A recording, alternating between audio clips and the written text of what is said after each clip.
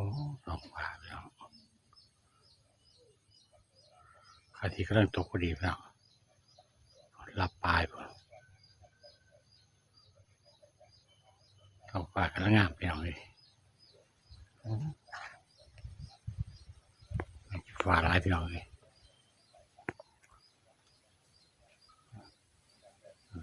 เสียสุกยังไงครับเราบางบ้านพอใช้เลือดออกเนาะถ้าต้นเผาอาทิตย์ตกแต่ไปหน่อยเลยลูกไส้จอดตัวนี้หางนึงกระดับเนี่ยไปหน่อยเลย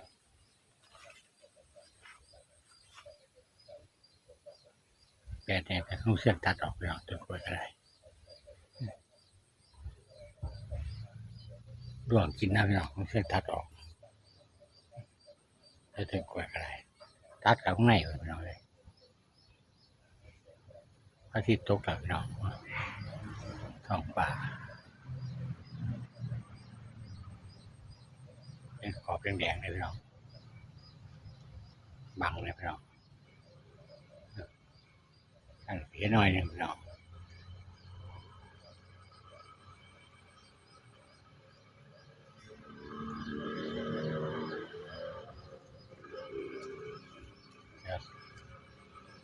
ญาติพี่น้องญาติโทรศัพท์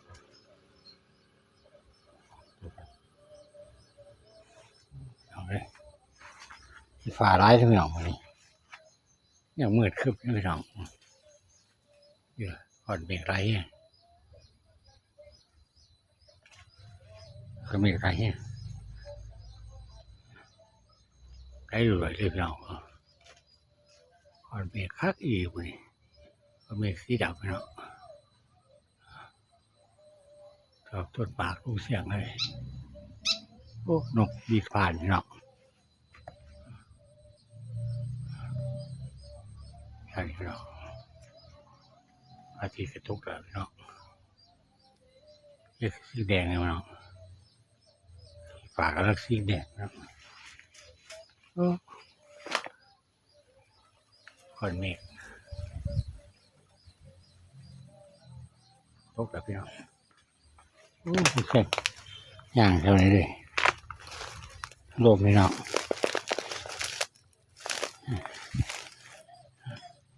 ได้หมดพี่น้อง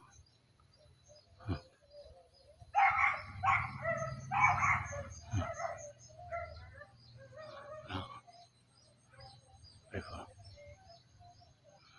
ฝาเปลี่ยนเลยพี่น้องฝาได้หลุดไปเลยวันนี้ต้องฝาคัดพี่น้องเอาอีกครับพี่น้องญาติรวมพี่น้องโอ้รวมโลกพี่น้องมาลงเสียงมาลงเสียงพี่น้องนะนั่นบ่อยนะครับซื้อน้ำบ่อยได้พี่น้องนี่น้ำเห็นพอเพิ่นว่าซื้อน้ำบ่อยพี่น้องเพิ่นนี่ห่างเพิ่นหาเพิ่นพี่น้องเพิ่นว่าคนเงาพี่น้องวันนี้เมื่อแต่พี่น้องเอ้ยบรรยากาศก็คึ้มเลยพี่น้องเนี่ยผมมันทุ่งขึ้นมาก่อนเมฆเป็นเงาเลยพี่น้องเลยพอโอ้คัก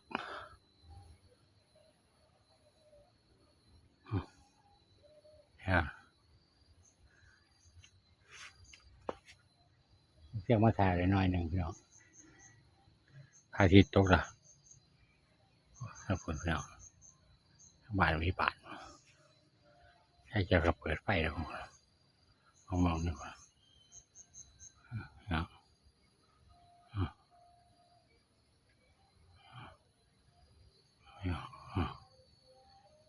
ท้องฟ้า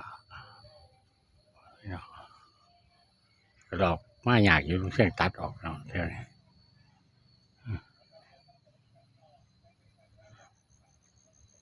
เนาะอาจจะเป็นออกเนาะ ทางระบาดเขาจนเส้นจะไปฮอด3 เมตรเลยพี่น้องเส้นนี้เป็นทางไปโรงเรียนเนี่ยทางโรงเรียนนี่จะต้นสายเลยพี่น้องทางโรงเรียนพี่น้องฟ้าแดง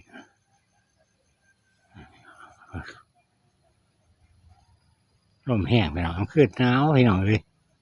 อากาศเย็นเริ่มเข้าหน้าหนาวแล้วพี่น้องเลย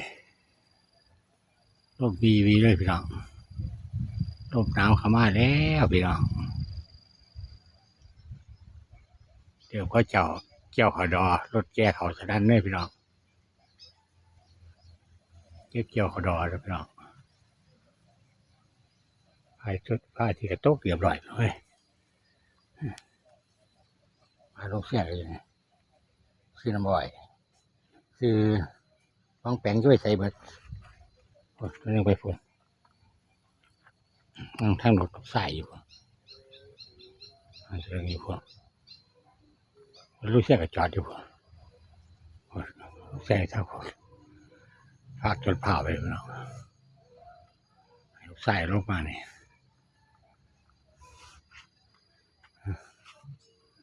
ฟ้าเริ่มเลยพี่น้องบรรยากาศพี่น้องเอ้ย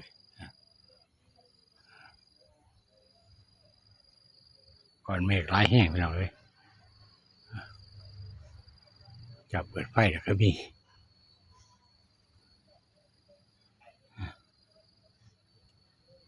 ด่าน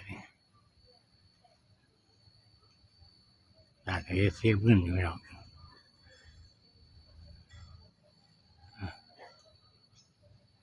เรื่องของลูกเสียกเลยเนาะ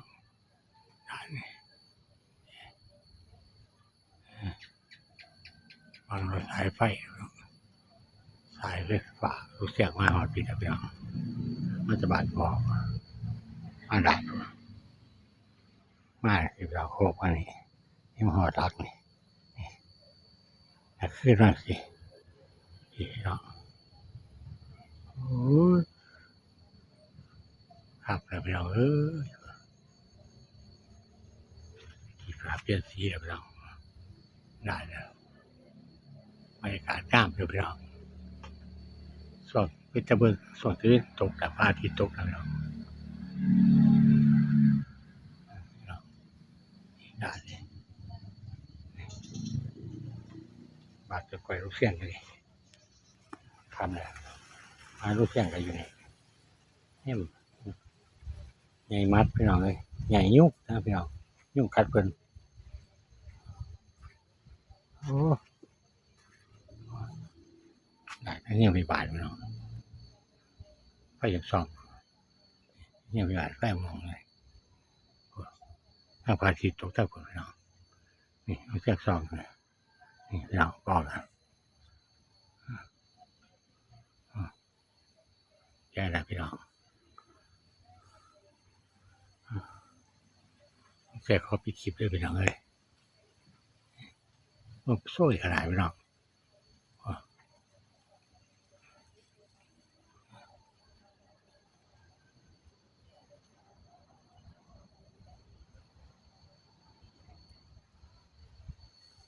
เจอกันคลิปหน้าพี่น้องเราเสียงไปก่อน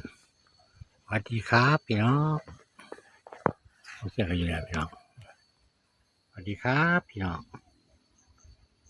เสียงไปก่อนพี่น้องเจอกันคลิปหน้าพี่น้อง